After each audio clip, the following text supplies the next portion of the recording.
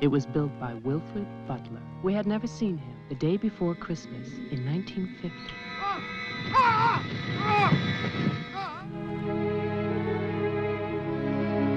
I, Wilfred Butler, do hereby leave my house to my grandson, Jeffrey.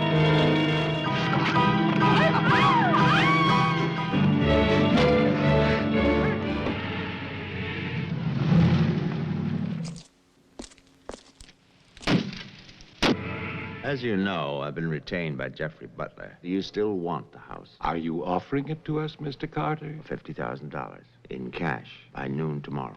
You're spending the night here? Yes. May I ask where? At the Butler house. And he walks with me.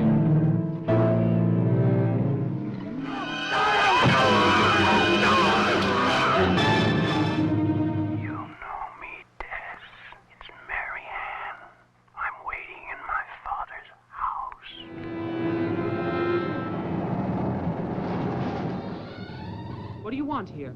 Mayor, And my father's not home. I seem to remember you from the road. That's why I'm holding a gun. You scare me. That makes sense. Does everybody carry one here? You can ask the sheriff when he gets here. The sheriff's office is empty. Jeffrey Butler. Oh, you're the one who's selling the house. I want your ID. Some maniac escaped from Margaretville. All I want to do is to get into my house. The sheriff's deputy might have a key. Merry Christmas.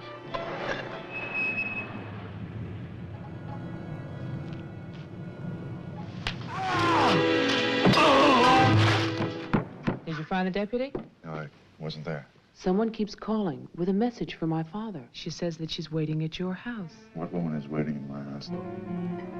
It's the sheriff's car. My lawyer's missing. So is the sheriff. You get strange phone calls. And now someone's fascinated by my grandfather's grave. Bring your father to the house. This is Marianne. Tell him I have the diary. Bill?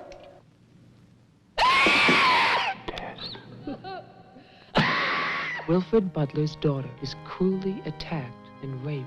Her name is Marianne, who gives birth to a son, Jeffrey Butler. Butler House is turned over to a Dr. Robinson as an asylum for mental patients. Butler goes on to say that he has committed his own daughter. Marianne will live at the asylum. There's no end to this story. It's been carefully cut out of all the papers. 704 Charlie. There's a woman calling, and she says her name is Marianne. That was your mother's name, wasn't it? My mother died in childbirth. That's when I started traveling. It's not what the papers say. Maybe your mother's still alive. Maybe she's waiting for you at the house. Let's go out then.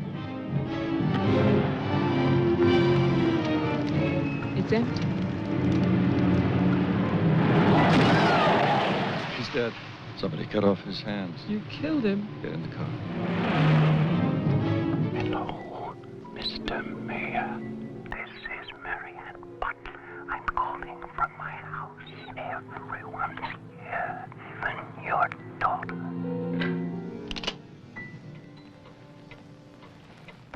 I write for myself, and I write for you, Marianne. The doctors had treated my daughter for a year.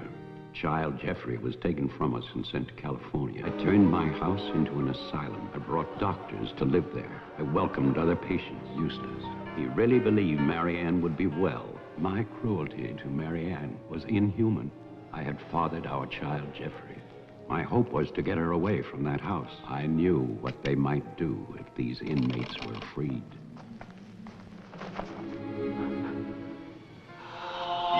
I do not know exactly when she slipped away. They killed her. Most of the inmates fled. Since that Christmas, I have lived in prisons and asylums. I have wandered in bitterness until all seasons have become as one, and that is a season of vengeance. Wilfred Butler is still alive. He was burned to death. My grandfather poured gasoline over a squatter he found. There was a massacre by the inmates. Hess, Oman, the sheriff, your father, all inmates. They killed my mother. Butler.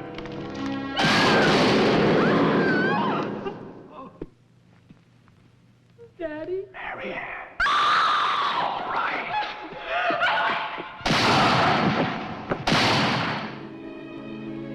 There was simply possibly the last victims in that house of victims.